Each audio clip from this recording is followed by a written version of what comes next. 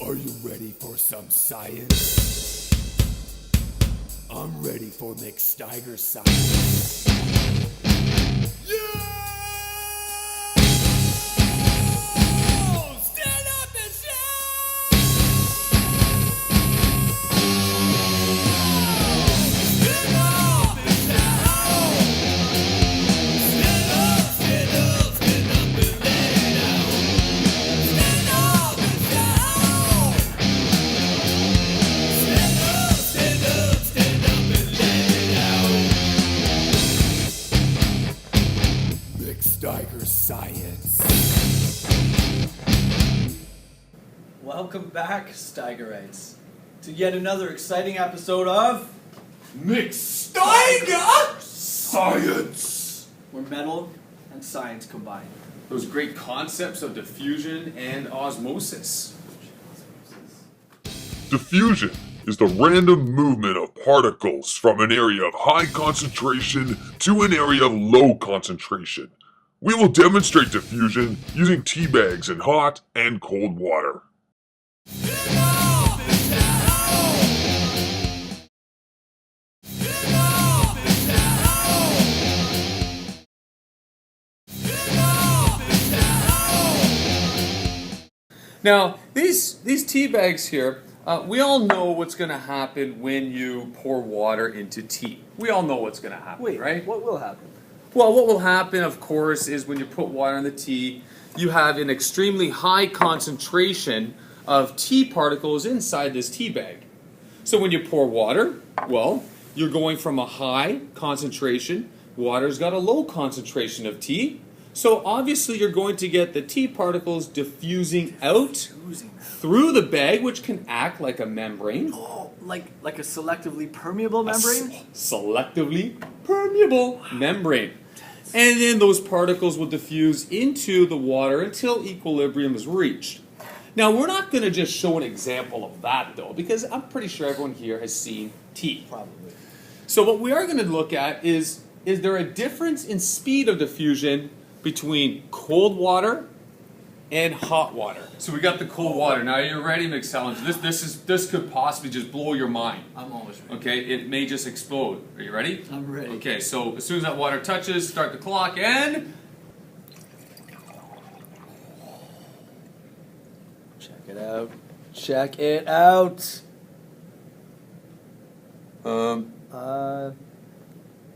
Yeah. Jensteiger, nothing's happening. Nothing's really happening. Well, why don't we just let that timer go? Sure. And so this is cold water. Wow, that's an awesome cup of tea, glass of tea. Now, I just heated this up. Now we got hot water. There is zero diffusion going on over there. Diffuse! You have one job to do. That's it, one job. You're not even doing it. Ready? Second one. Oh, that's an awesome stopwatch, by the way. Love it. Look at that. They don't break at all. Ready? Whoa, whoa, whoa, No. whoa. No. Already, No way. already, look how fast that is. You can see the difference between the cold water and the hot water. You have an immediate diffusion going on there. From inside the high concentration tea bag to the low concentrated water. And look at that. Look at the particle movement there. Well, obviously it's a quick diffusion. Doesn't take any time at all. Our cold water guy here, Lame. You gotta really facilitate it. I'm trying to really facilitate. No, like seriously facilitate. But look what's happening when I facilitate. Oh yeah. I suppose that does count as diffusion. With a little help. Yeah.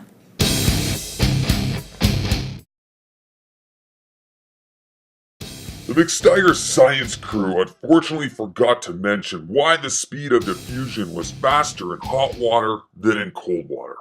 The reason relates to the particle theory. Particles have more energy and are moving faster when heated, thus causing the rate of diffusion to be faster.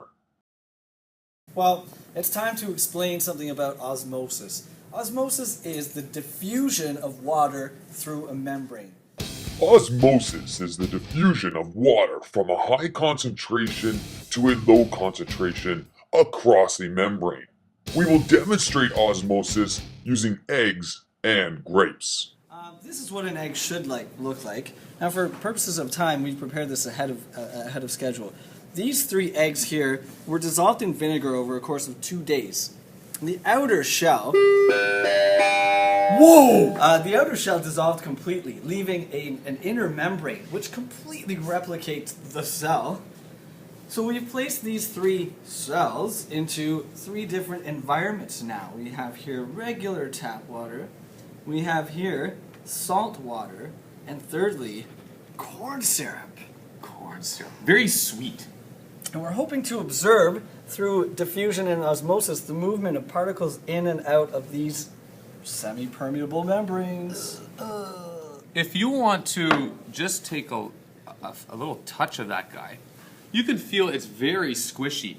Like, it's very difficult to handle. It's very squishy. This guy, which was the corn syrup, we measured at 86.2 grams. Originally, this was 86.2 grams. Then we stuck it in corn syrup, and now it is...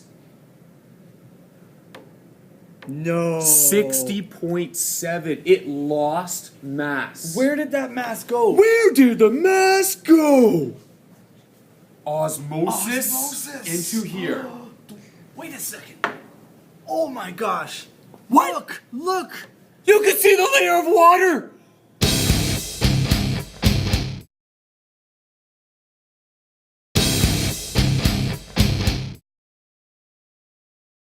Now, for the point of comparison, we should double check here and see what happened to an egg placed in regular tap water. So this little friend of ours weighed in at 76.8 grams. 76.8. Whoa, this feels different and it looks different. Oh my God. Look at that. Oh, 81.4. That's- So we went from 76.8 to 81.4 grams. almost 5 grams in increased mass. Wow. Just How from- long was this? That was only about 3 hours. 3 hours. Look at that, eh?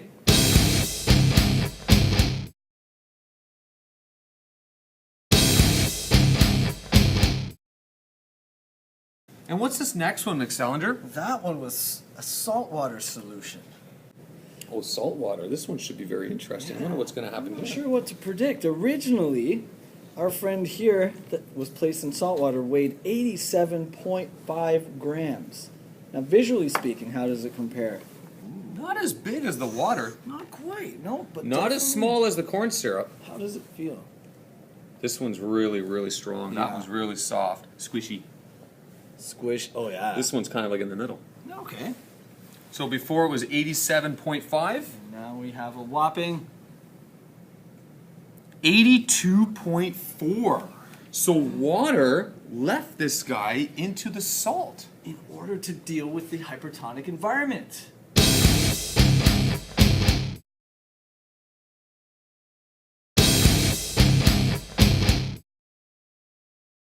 So, here we have what the grapes looked like beforehand. You know, nice and plump. I would eat it, but I can't vouch for its safety. Here we have salt water and regular water. Now, if we just take this out here, Oh, that what's that one is like? disgustingly mushy. Oh, like squishy, like this guy. Squishy, like Squishy groups. Now, what did Squishy those, groups. What did those Look two at have in the common? wrinkles. I don't know if you can close. Look at that. Ooh, grapes shouldn't do that. There's, all wrinkly. there's like totally no turgor pressure at all in there. Oh, turkey, yeah. Unbelievable. Well, you want to, I guess, weigh it? Oh yeah. Well, I'm not sure what it weighed beforehand. Well, I weighed before. This was done about 40 hours ago. So Right. the original weight of this grape here is 16 grams. 16. Let's see how it has changed over time.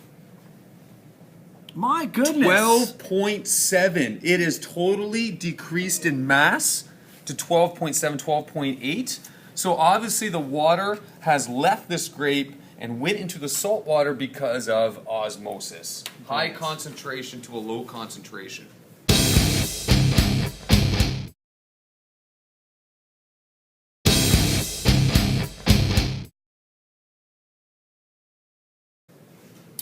Our good friend here who has been sitting in tap water. Ooh, he looks quite like mangled, but not squishy. It's split. It's split in like 3 different ways there. Ruptured or burst at the seams. At the seam. Wow. Oh, even at the bottom too. Look at At the bottom. crazy. Crazy. Well, this guy was 15 grams to begin with. Now, I would expect that it must be significantly more than that now. Oh, yeah. 16.8 grams increase. Now, why do you think that is? Definitely because there is a higher concentration of solutes inside the grape, so water rushed inside through osmosis and ruptured the cells.